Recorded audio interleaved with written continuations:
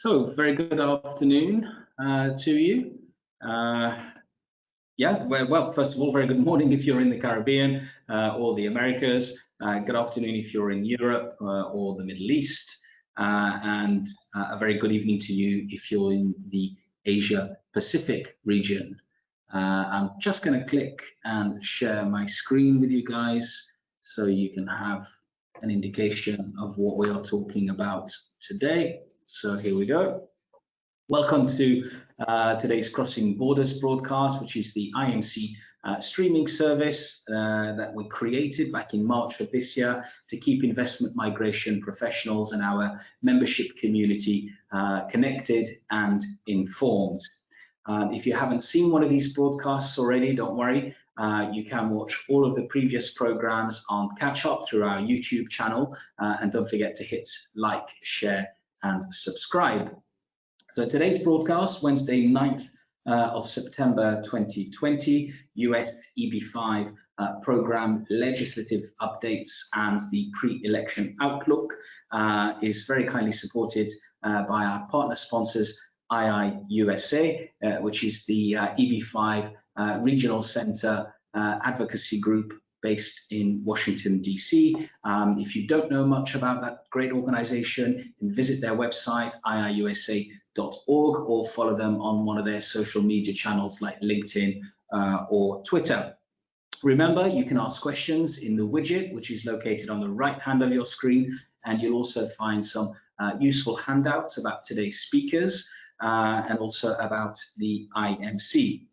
So there around about 60 registered speakers with us today, and it's always good for us, the IMC, but also for the distinguished panelists that join us on these sessions to know where everybody is from. So we're going to launch a quick poll and give you about 10 seconds to let us know where are you watching us from today.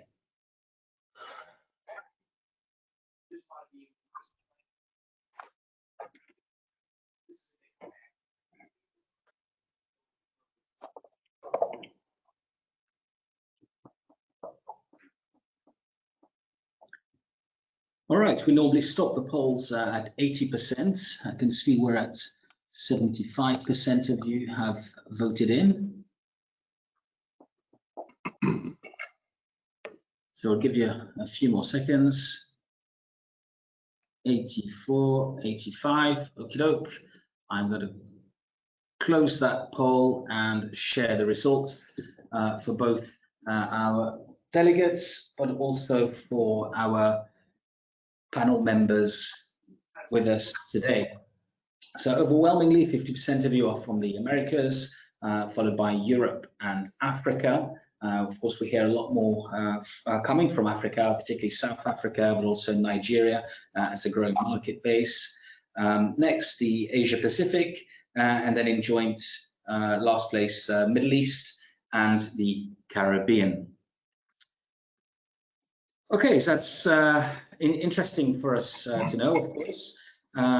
Stay with us until the end. We'll be having a short video at the end of today's program about how you can get qualified through the IMC certification in investment migration.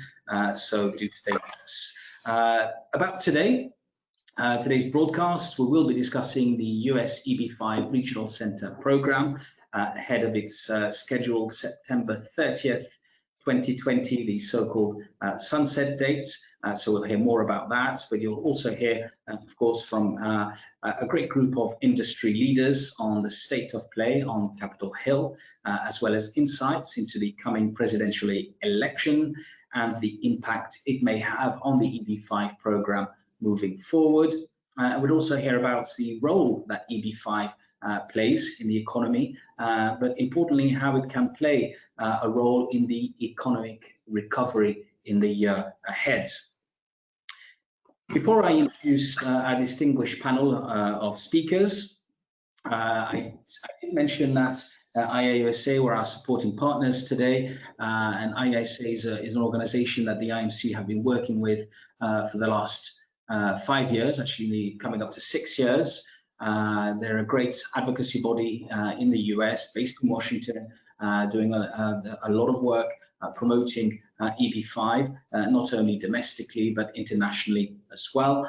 So for those of you that are not overly familiar with the EB-5 program or the organization, we have a short video presentation now, which will introduce EB-5 through the eyes of IIUSA and its COVID-19 response. So you should be seeing that on your screen anytime now, and that will play for you.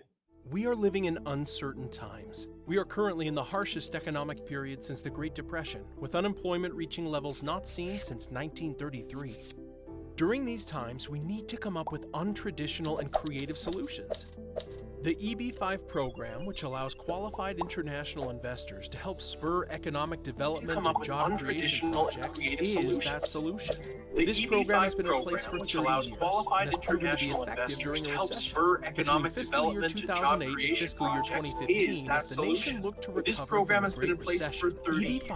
proven to be effective during a recession. Between fiscal year 2008 and fiscal year 2015, as the nation looked to recover from the Great Recession, EB-5 was an economic catalyst, creating and saving 730,000 jobs and generating over $20.6 billion in economic investment, all at no cost to the U.S. taxpayer. In fact, EB-5 investors are taxed on worldwide income, contributing significantly to U.S. tax revenue. The program requires each investor to invest a minimum of either $900,000 or $1.8 million into our economy, and each investment must create or save at least 10 American jobs in order to qualify for a visa. This program has operated for 30 years with tremendous success and has the potential to make an even greater impact, which would give our economy the spark that it needs right now. Now that you understand how EB-5 investments impact our economy, consider this. Every year, the United States allocates 10,000 EB-5 visas.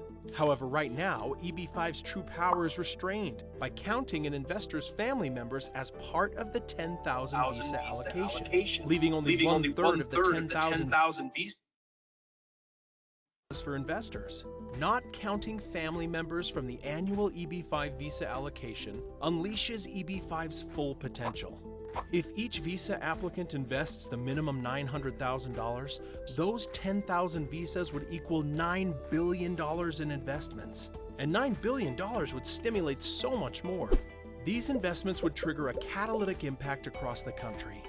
With these changes, this program has the potential to generate at least $9 billion, as well as create or save at least 288,000 jobs every year.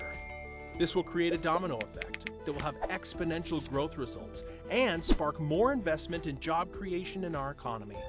We now urge Congress to reform and reauthorize this program to meet the unique challenges created by COVID-19. Show your support for the long-term reauthorization of the EB-5 program that has historically helped create and save hundreds of thousands of American jobs. Sign IIUSA's public letter of support to Congress by visiting iiusa.org/letter.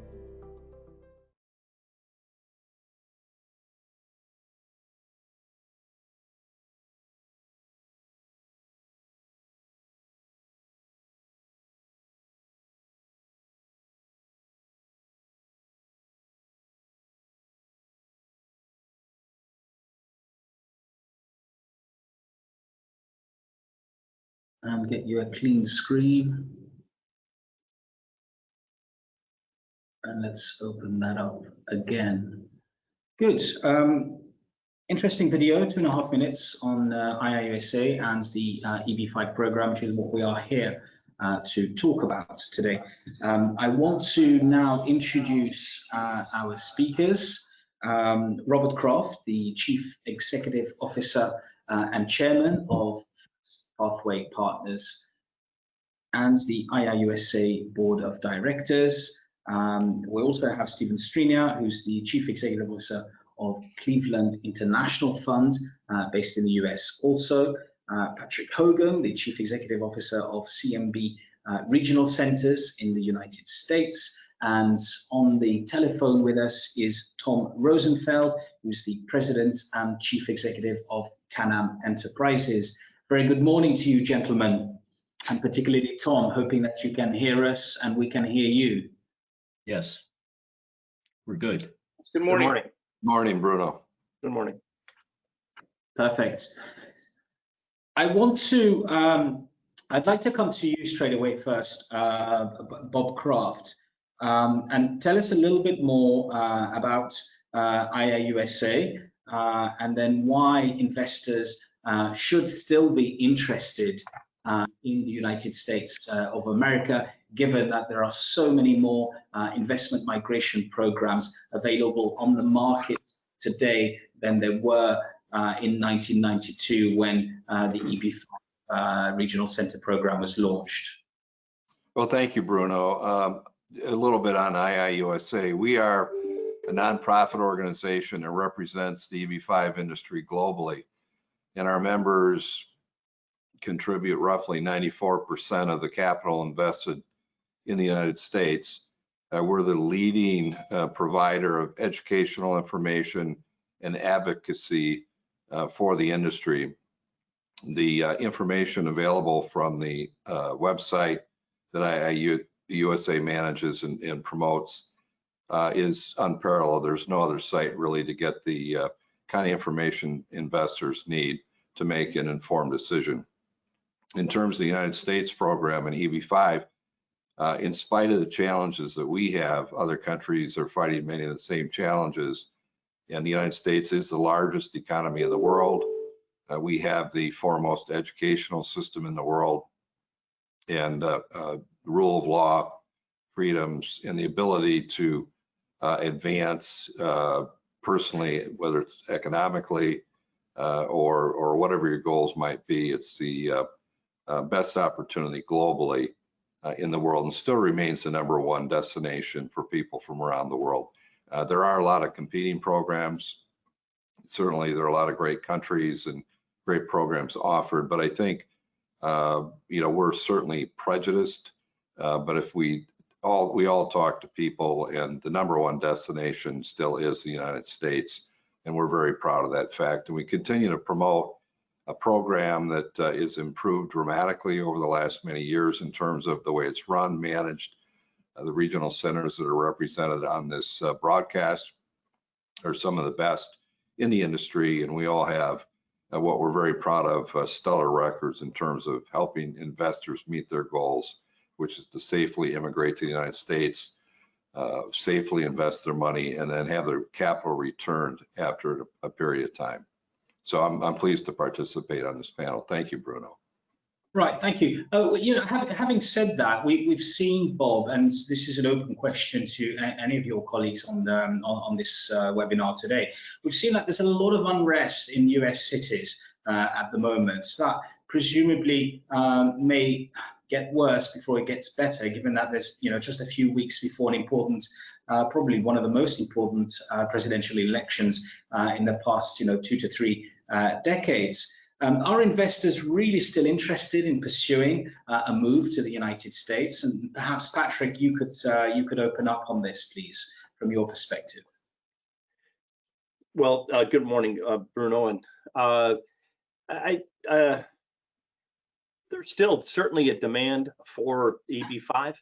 And the picture that's painted throughout the world, I would assume, because the feedback that I'm getting, is that, the United States is in turmoil. And in a sense, that's not what's happening. We've got some major cities that have some individual problems, some political problems, but it's my understanding that there's some political problems throughout the world. There are many of the countries in Europe are experiencing, some sort of upheaval and the rest of it. So I think you have to take it with a little bit of a grain of salt in what you're seeing on the news.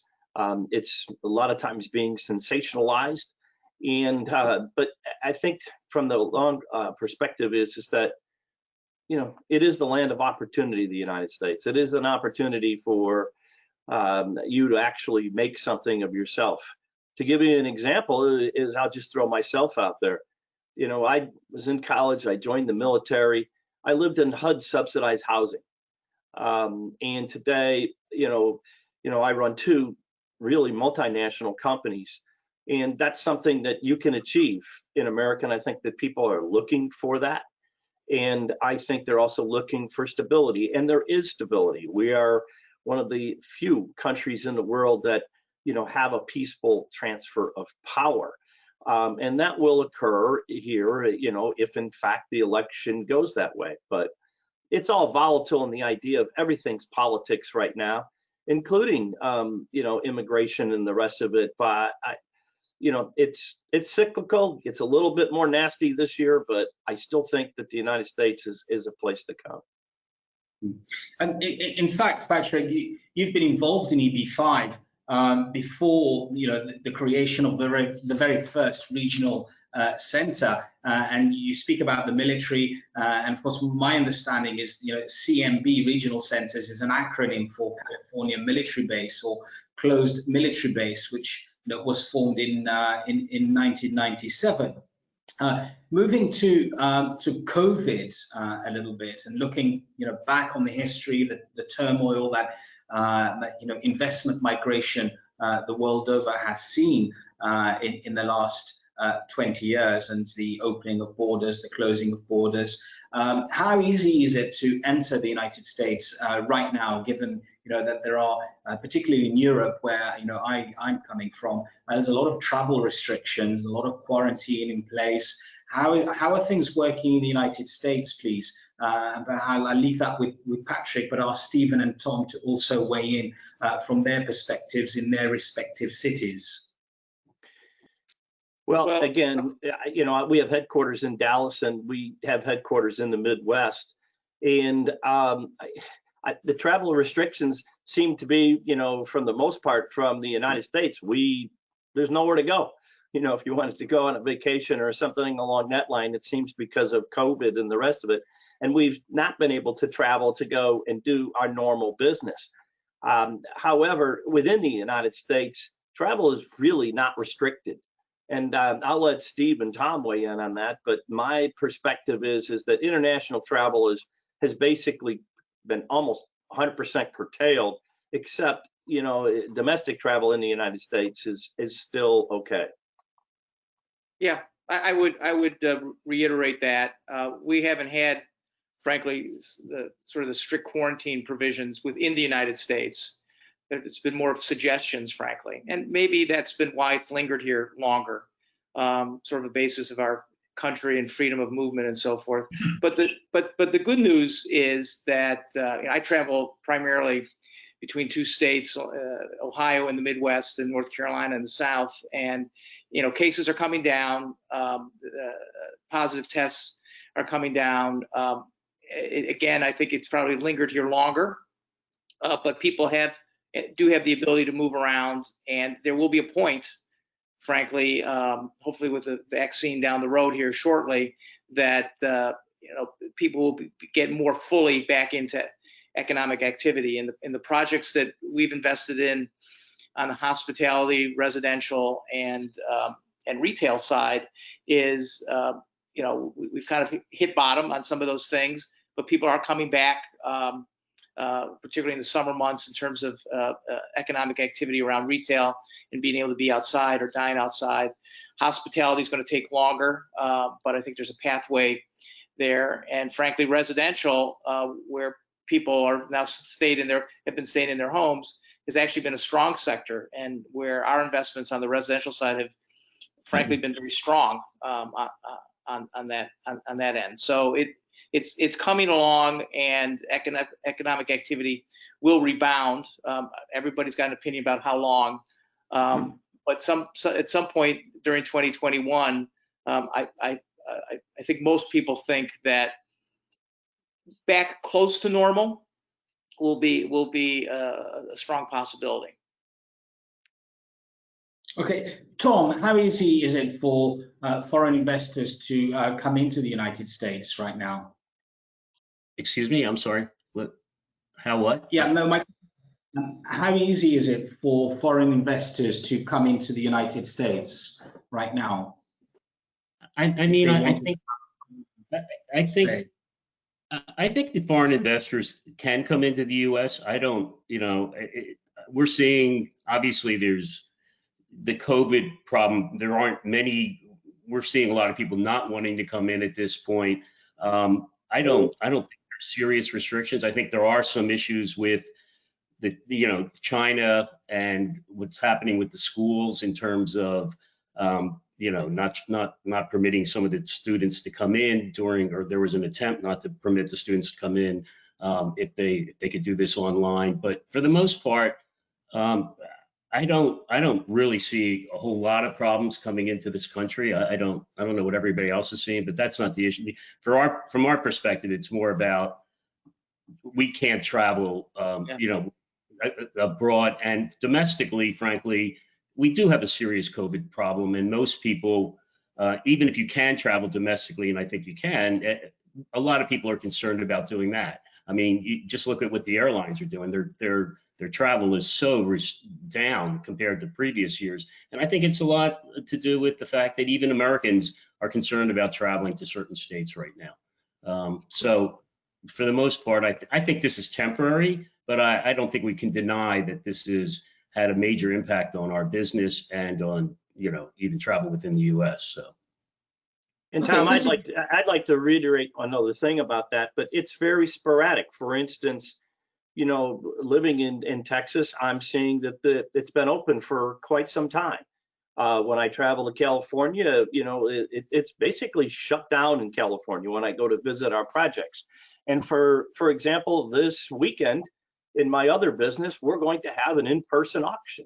And we had one in June with, safety measures taken, and we expect to have a robust attendance for this particular weekend where people are coming from all over the world for our auction. So it's going to be quite interesting. I think that, when you look around, and especially in New York, their COVID is way, way down. Right. It's one of the lowest in the country, yet they're shut down. So it's an interesting dichotomy that's going on right now, because it's very different throughout the United States. Interestingly enough, and just in response to that, I think that's right. But I also think if you look at it, it's very political. The states where the governors are Republicans, there's a sense of trying to open up and let's business as usual. And the states where there's Democratic, it seems to be much more conservative in terms of let's try to wipe out this COVID problem. So interestingly, the Trump administration has taken we got to open up the economy. A lot of Democrats are taking the position that we got to kill COVID before the economy can open up. And I think what you're seeing in different states, and I think Pat's right, what you're seeing is based on politically where those governors are, that is the position they're taking. So this whole COVID thing, it's become so politicized that it's obviously hurt us in a major way.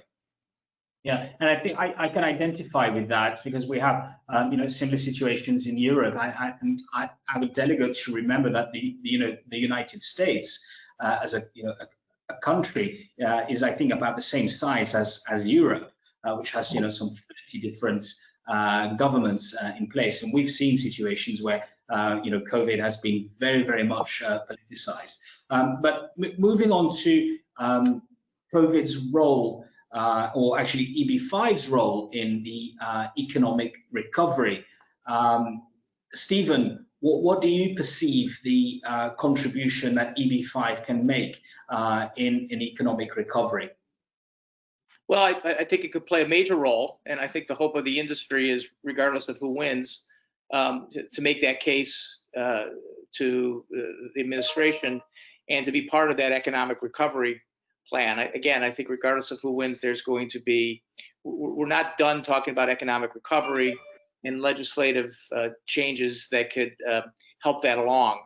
It'll obviously have different emphases depending on who wins, but I think EB-5 could be a part of that either way. It played a major role in the Great Recession, stepping in, and that's really when EB-5 took off. A lot of opportunities relative to, we work primarily in the real estate sector, so in the building of office buildings, hotels, residential, the full like, and I think it can play that similar role because there is, and I think there traditionally is in these kind of periods, as much as the government wants to induce traditional credit to be out there taking risks, I tend to find that the credit folks in these banks tend to want to pull back. So we have already found more people soliciting EB-5 for positions that you would think banks would step in and do, but are super cautious right now. And they're good assets and they're good opportunities. And I think we're going to have some of those opportunities to step in and fill credit gaps in projects next year. I think two areas that I think we might see perhaps new legislation help us do more would be the areas of infrastructure, which I know people on this panel are familiar with on their own regional centers. And I think it will be a topic again, regardless of who wins, and EB-5 can play a major role in that. And perhaps an area that IAUSA has put forward is to make some tweaks in the law to allow EB-5 to be used to help distressed companies that are recovering. This would be a big help, for example, for the hotel industry, that they're good, strong assets, but they've taken a major hit, and EB-5 could potentially provide the capital to help them through that. So on that point, I'm kind of optimistic, particularly if we can really sell ourselves even further to either administration, that EB-5 could play a significant role in economic recovery.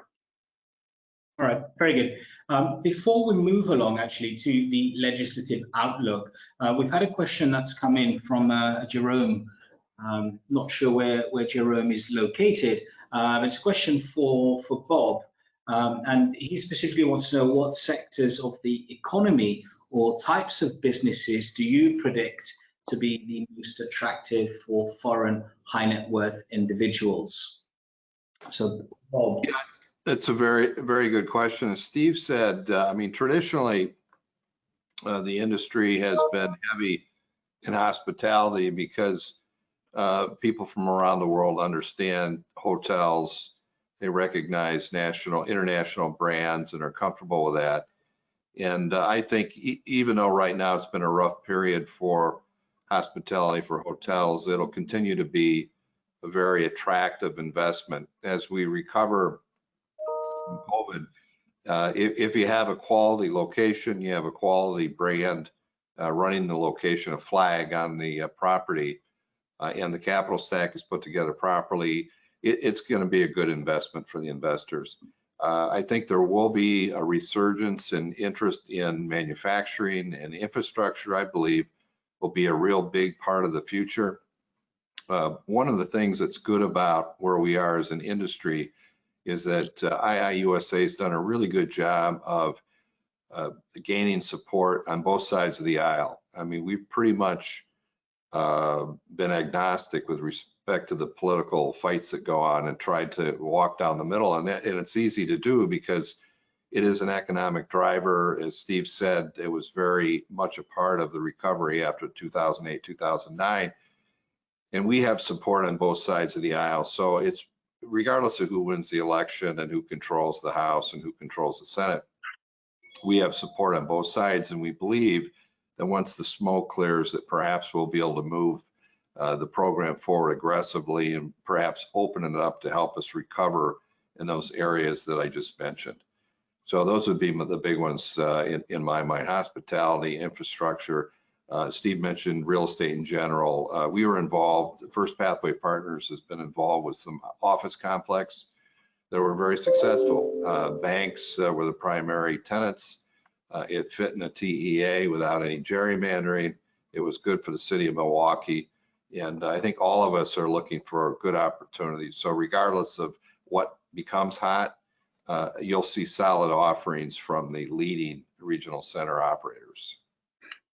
I think I'd like to point out that, you look at hospitality, and EB-5 has been heavy in hospitality, and it's been hit the hardest.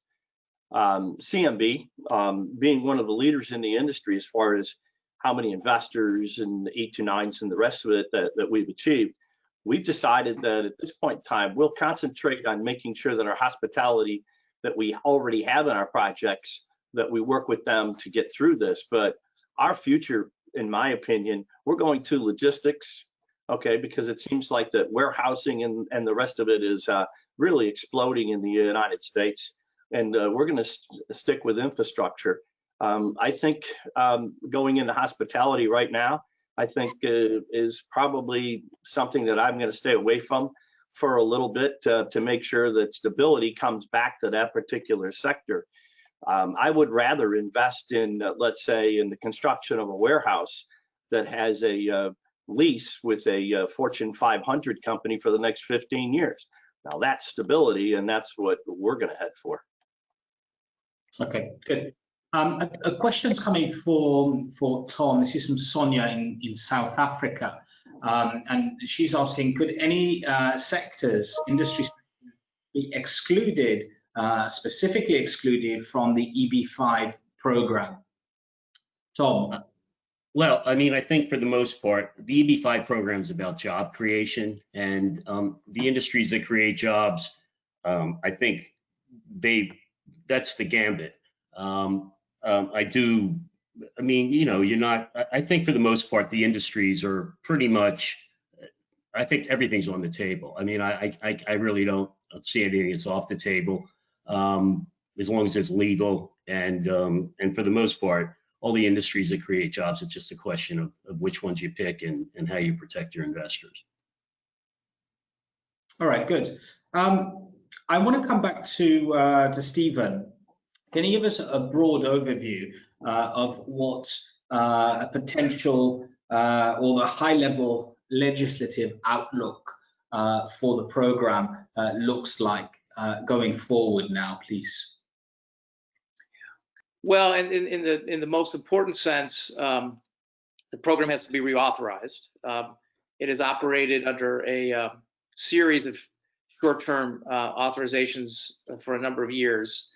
Again, it's gotten tangled up in the whole immigration debate, and it's been difficult to kind of break out of that for something longer term. That remains the goal of IUSA, and I think, as Bob kind of referenced, I think on either side of the aisle we have a lot of support for that concept. It's been difficult to do that in the context of the difficulties on other immigration issues. But you know, when we explain this, sometimes if people aren't familiar with the program, it seems odd or that we have these short-term authorizations, but I think we have well over 20 at this point. It's a rather routine item. It's tended to go along with the budget. We don't see any issues with that happening as of September 30th, and that would be you know, continuation of the program. We have little, if almost no concern that the program will lapse. I think, and I'll also hand this off to Bob, who's been very involved in this. The other thing we've been working on in this period of time is reform legislation to address a lot of the concerns relative to accountability of regional centers, to try to drive some of the bad actors out by having more accountability by regional centers as to how they're raising funds, what funds are being used, and so forth. So that won't supersede regulations that have passed last year, but I think it'll give confidence to both the audience for the industry, the investors across the world, and I think it'll also build confidence within Congress, because I think our step beyond that, as an industry, is to build off of that kind of success so that we can get some other changes to the program that would increase visa capacity, allow for you know, for the program to do more in these areas. So Bob, you may want to add to that, you know, as the leader of IUSA, on how we stand with that. But I think there's pretty far progress. We have sort of on the shelf legislation that's ready to go to put some of these reforms into place. All right, Yeah. Bob. At the same time, Bob, can you also clarify what the sunset date is, please? Well, it's at the end of September, which is the fiscal year for the government. And as Steve mentioned, you know, we've kind of ridden along on a spending package for the federal government, and we've been told that it'll be reauthorized again. It's become kind of a routine thing. That we want more than that. And but realistically, with everything that's been going on politically, you really can't get a whole lot done at this current time. And so reauthorization will happen. We're hopeful once things clarify with respect to who's going to be responsible for government in terms of which parties in control, et cetera, that we do have support for the program in terms of expanding it, the visa adjustment, eliminating the counting of derivatives, especially given what's happened to the country and getting out of the ditch, if you will, from this COVID thing, similar to what happened in 08 and 09. After that period of time, EB-5 really was a major driver of the recovery for the United States. And if properly unleashed, we could be a very significant player, and we've been significant through its history, but we could add even more jobs and more economic growth and a recovery to this country. So I'm pretty optimistic. Senator Grassley and Senator Leahy were very strong on the regulations that were implemented. We were okay with that as an industry because it addressed a lot of the issues that the program had, the bad actors that Steve talked about. So, kind of we have a good foundation. We have good support. We have a great program. It could be even more significant. We're pretty optimistic. But right now, I don't think much will happen other than reauthorization by September 30th. All right. Okay. So that clears that up. So routine reauthorization, which has happened around about 20 times, as Stephen mentioned. Let's move on to a potential continuation of the current administration, or what may be a new administration come November, or November time. I want to just look at that a little bit, but then I also want to talk about your, the different opportunities that there are in your respective regional centers, gentlemen. But let's move to Patrick. Your thoughts, please, on what a potential new administration in DC may or may not mean for the EB-5 program. I think that we'd see. I think a lot of the immigration attorneys and those would like to see a change in the administration. President Trump has, put restrictions on immigration, and it's not a secret to anyone that more of the Democratic Party wants to see more open borders, and so I think that we would see, a much wider immigration path. From an EB-5 perspective, from my particular business as a business person in EB-5, I'm not so sure that is great for EB-5 itself, but I think that we might, under a Democratic administration, see an easing of some of the immigration restrictions that have been put on by the Trump administration, for sure. And so, I think immigration would be, in general, more wide open under a Democratic, administration. But remember, we have a three type system here with checks and balances with the House, the Senate, and the President. And to get something passed, you need all three. So, how our political system goes after this election, will the House remain in Democratic hands? Will the Senate remain or change over to Democrats? But without controlling all three of those particular houses, we may see nothing happen. The one thing that should be explored would be, what happens if they did have a Biden administration but a Republican Senate? I think, and let's say the House stays the same, gridlock is what would happen in the United States, because there would be, as divided as the country is today along the Republican and Democratic lines. Remember, in government, there are no independents in some respect. So once the election's over, you're talking Democrat and Republican. Unless they hold all three branches of the government, you're going to see, I believe, gridlock. And and let's just look and explore, I believe, under a Trump administration, and let's say they did take back the House and held on to the Senate, I think the reform in EB-5 would occur. I think EB-5 would be utilized, and I think that it could be utilized very, very well in the initiatives of infrastructure building. So, but again, all of this is questions. And no one really has an answer who's going to win this election. If I did, I'd be betting all my money somewhere, okay? Because it's just it's speculation. But we kind of do know trends. What would happen if it went Democratic? What happened if it would go Republican? But that's just my 2 cents. Thanks for that, Patrick. I want to get your thoughts on this, Tom, as well, on the phone. Tom Rosenthal.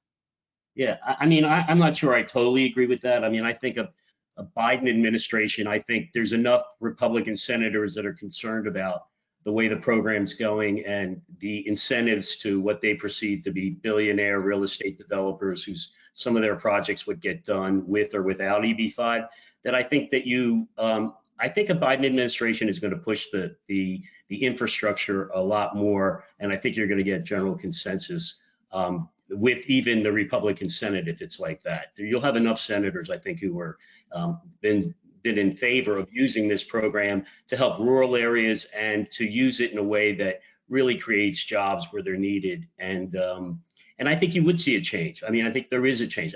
I agree initially, you know, there's a lot of issues that people need to deal with. EB-5 is not going to be the primary issue for a while. But over time, given the unemployment rate in the US and what's going on, I think you're going to see a movement towards infrastructure, towards helping cities who are having these problems now. And I think that's good. We have historically tried to work with infrastructure as much as we can. We've you know, historically we've stayed away from hospitality, but for the most part, I think the trend is infrastructure, and I think that's probably a good thing. But the overall, in the message that Rob and Steve and Pat are getting, there's no question, given what's going on, that the EB-5 program is going to be looked at as a means to create additional jobs at no cost to taxpayers. How can you be against that in this environment? So it's just a question of which direction. But I think there is a difference between the administrations and what would happen in their focus on this.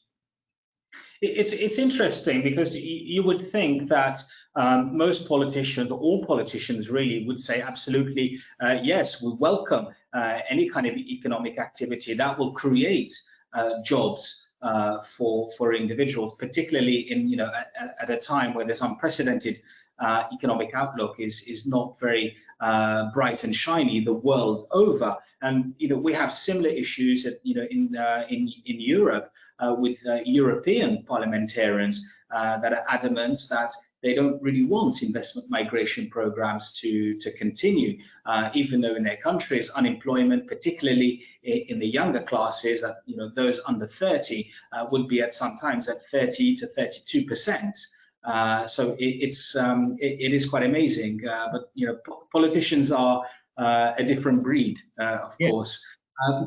Robert and Stephen, some final thoughts on that subject, what a potential new administration may look like, and then I do want to move to the opportunities that your respective regional centres have to offer investors. So perhaps we start with you, Bob. Yeah, I mean, I agree with previous comments that it's kind of speculative. You know, unless you control both houses and the presidency, it's tough to get a lot done. But I agree with Tom that infrastructure and EB-5 in general, I think, is in a very good position because it is a job creator. It does bring capital into the country. And it definitely is part of the answer to get things going again, like it was after 2008, 2009.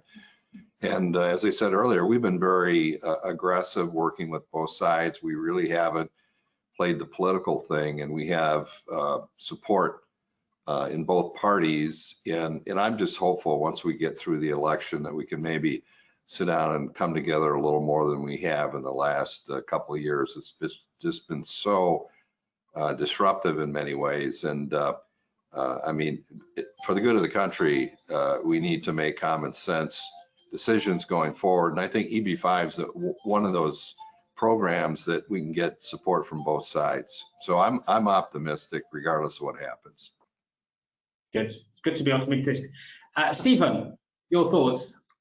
I thought you were going to have us comment about politicians are a different breed. I was going to just agree with that.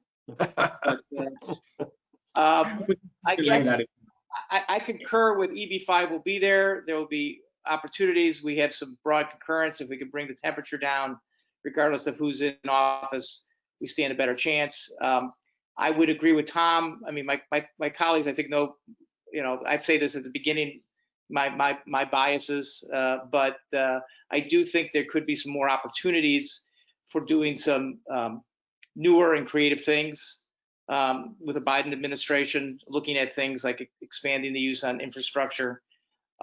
He is making the case, and again, regardless of how the politics come out, of reaching across the aisle as part of his pitch.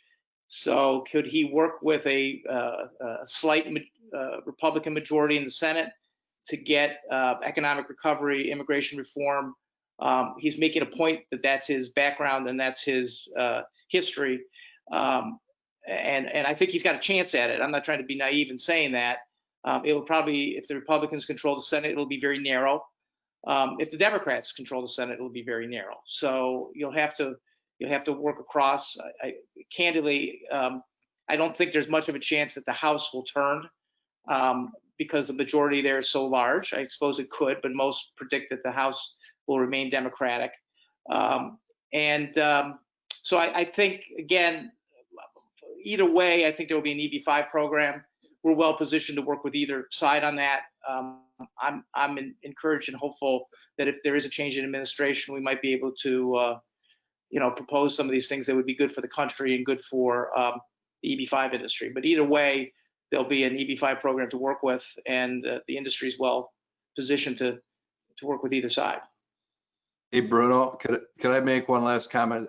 There's a reason why the United States of America is referred to as the excited states of America. Political discourse is like national sport in America, and it gets exaggerated, as somebody said earlier, and somewhat sensationalized. But we've come through, since the beginning of the history of this country, we've come through rough times. We've been through conflicts that are unbelievable, and the country always moves through it and moves forward in a positive manner. So as nasty as it seems right now, we've been here before, and we'll get through it. And the rhetoric may be a little stronger right now because we're all living in the present. But if you look back to the past, we've had some pretty nasty periods, as all countries do. So I'm optimistic about the goodness and the foundation of this country, the strong economy, and the things that we do here that are just terrific, and the opportunities that are available from people around the world. And we need people from around the world to come and add to our fabric. Yeah, and I've been in EB-5. I've been in EB-5 longer than anyone here on this panel. I started in 1992, let's say. So I've seen every type of administration and every type of control of every one of the houses. And EB-5 is still here. So, remaining optimistic about EB-5, I think, is part of being in EB-5. And everyone on this panel has fought to keep EB-5 at the forefront, so I think that when we won't quit, we will continue to fight for EB-5. And I think that we're going to be just fine no matter what administration comes through. I just think the country is better with EB-5, period, no matter what happens.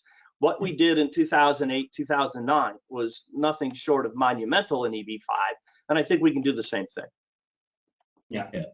And of course, it's good to remember also that the United States, as in parts Bob pointed out, it's a country that's been built on immigration in the last 200 odd years. So it would seem quite odd if immigration programs like EB-5 were completely closed down. So it's good to hear these comments on what the potential new administration may look like.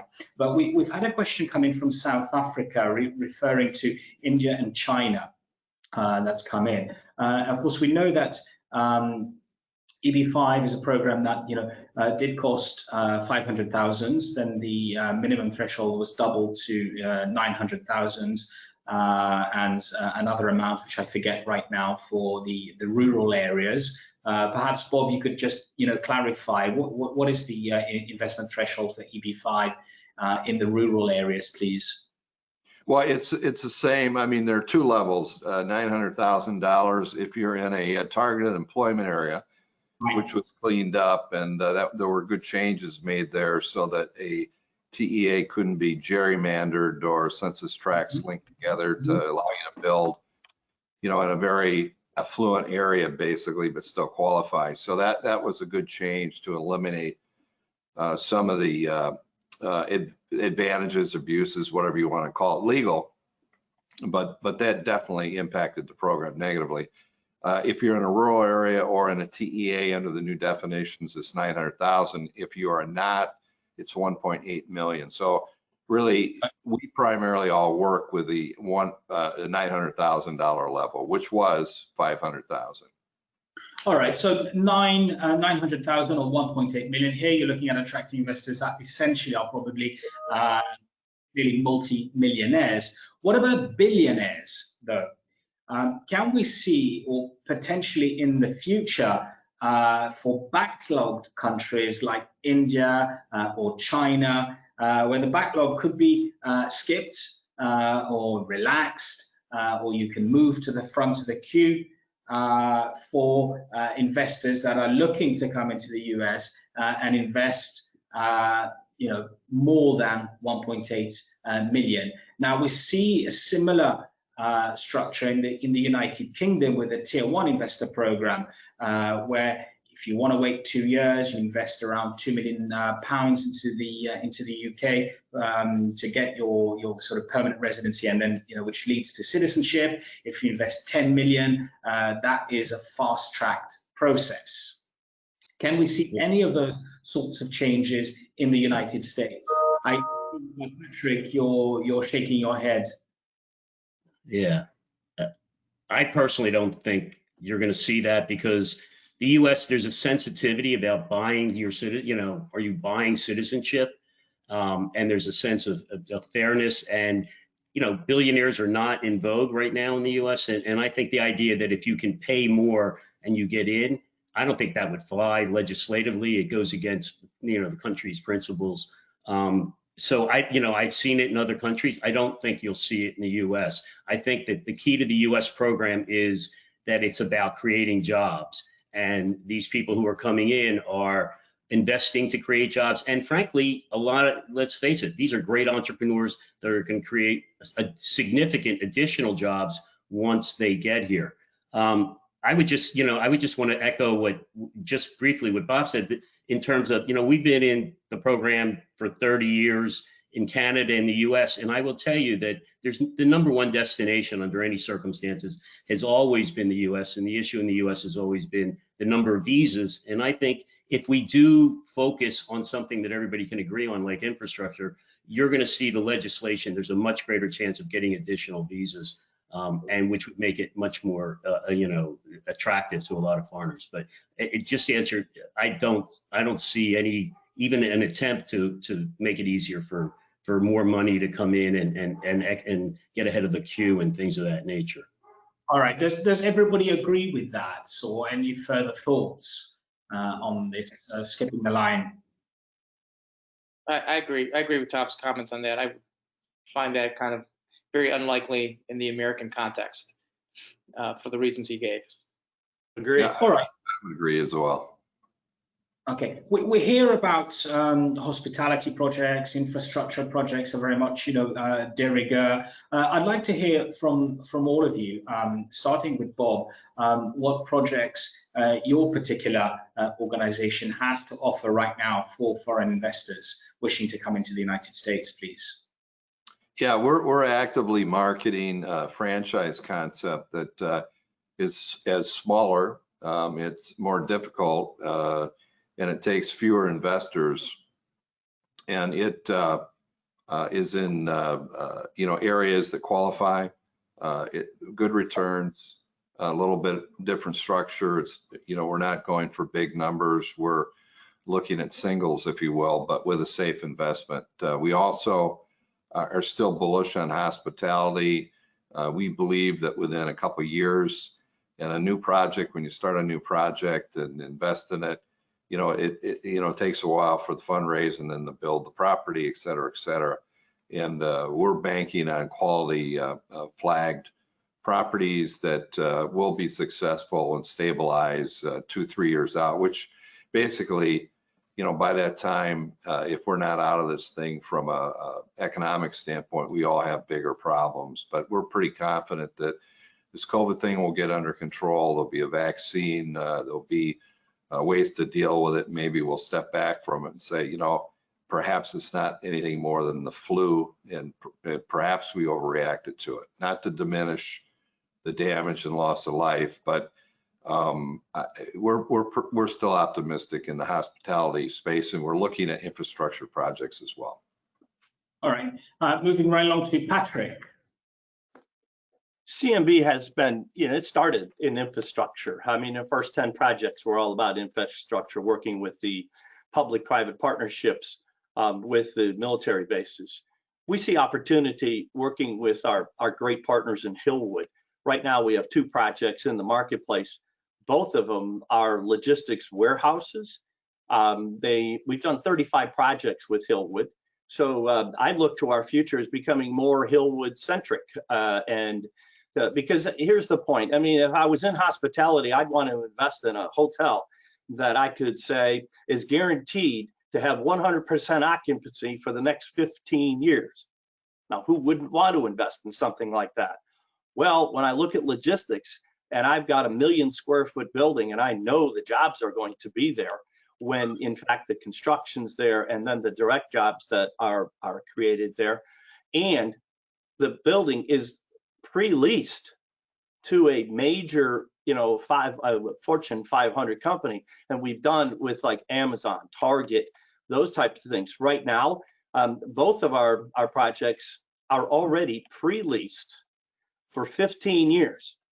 To me, I don't know of a safer type investment that you can get with. And I think we have somewhere in the neighborhood of 100 to 125 units that are available in that, and we're going to continue along that path.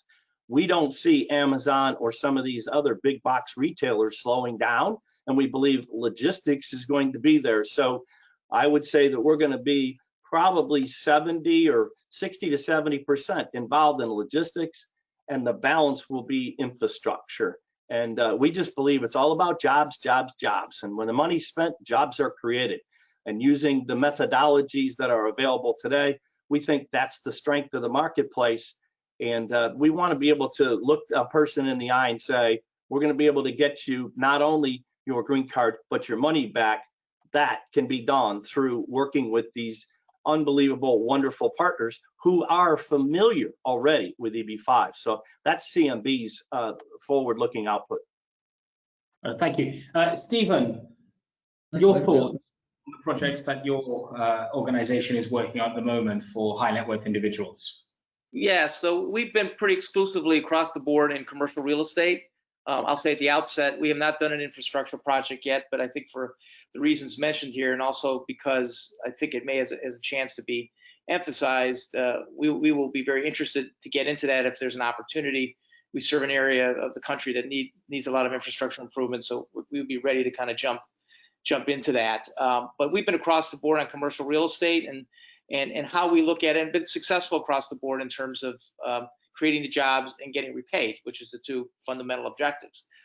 As we look at those asset classes today, we would be cautious on office because of the state of office space going forward. I think it's going to shake out how this is going to affect office and tenancy going forward. So we're not against any of these, or wouldn't be inclined to look at opportunities, but we'd have more questions about it. The same would probably apply on retail for some of the same reasons about the people returning, how they shop, how they dine, and so forth. We would look selectively at hospitality and probably want to be where we've been in a couple of places where there's been opportunities for us to be the first mortgage lender. I think that's the only way that we would be interested, and that could be the case because this happens periodically, and it's happening now. Credit sources for hospitality are really pulling back. So you could find a great prize out there, great meeting the market hotel project, and if you can be the first mortgage lender for that, we would look strongly at that with brand names and so forth. Probably we are most excited on the residential side, particularly multifamily. There's a strong group of regional good scale developers that serve our Midwest areas. Metropolitan areas we serve are Cleveland, Columbus, Cincinnati, Pittsburgh, and it is a very strong and hot market right now. People are working from home. People are staying longer in apartments, even with a very hot for sale market, and we see opportunities there. We really focus on the developers we're working with, and we like to go back to developers that we've had a good track record with, that have a strong track record, because we know they're going to succeed. So Our probably hottest area where we're looking for opportunities currently is on the residential side, where we actually come in and usually fill a mezzanine financing role for them. And that's probably our most near-term focus. Thank you. And Tom, on the telephone line, the opportunity from your firm, please. Yeah, I mean, we are involved in an infrastructure project currently. It's a major distribution hub for oil and gas. It's not oil and gas, but it's the distribution of that. A major public company. You know, we have liens on hundreds of millions of dollars of assets. They're the kind of projects that we like. We just finished an infrastructure project, and even in this pandemic, we just returned $350 million, 100% to our investors. We've repaid $1.75 billion of the $3 billion we've raised so far. So, you know, I think our track record is pretty solid. And, you know, we are obviously very sensitive to making sure we do deals that we would put our own family in. And I think we've, over the past 30 years, we've established a track record that we're, you know, frankly, second to none. Fantastic. Unfortunately, we've run out of time, even though we started a little bit late. So apologize for the slight technical issues that we have had on this webinar. If you're just joining now, you can catch up on the webinar probably in the next 24 hours. That will be published on our YouTube channel. You just need to search Investment Migration Council, and there you will see the video library. I hope that you've enjoyed the audience today. You've enjoyed and found today's session interesting. Some takeaways on the possibilities for EB-5 investment in hospitality, in infrastructure, in residential projects that all our speakers are heavily involved with. If you do want to reach out to them, then please download in the handout section the informative booklet, which gives you details of all of today's speakers, including some information about the IMC. And don't forget to also visit the iiusa.org website. If you're not already a member of the IMC, please visit our website for information about joining and supporting the work that we do. There's lots of daily updates on what's happening in the industry. We'll be back on the in October, in the second week of October, usual time, 2:30 Central European summertime. We'll be publishing our winter schedule of webinars at the beginning of October. And until then, stay safe. Thank you very much for joining us. And once again, thank you very much to Robert Kraft, to Patrick Hogan, to Stephen Schringha, and to Tom Kleinfeld from the USA for joining us on this IMC streaming. And I'll leave you with a short video about the certification in investment migration. So thank you very much and have a great day ahead, gentlemen. Thank you, Bruno. Thank you. Thank you, Bruno.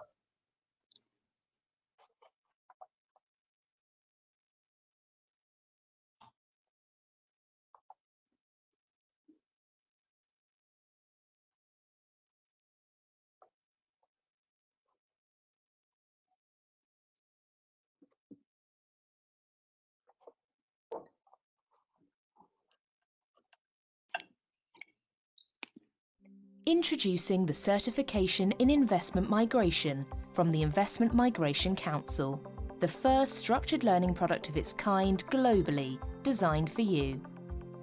Explore the bite-sized learning pathway of each module on our custom online platform.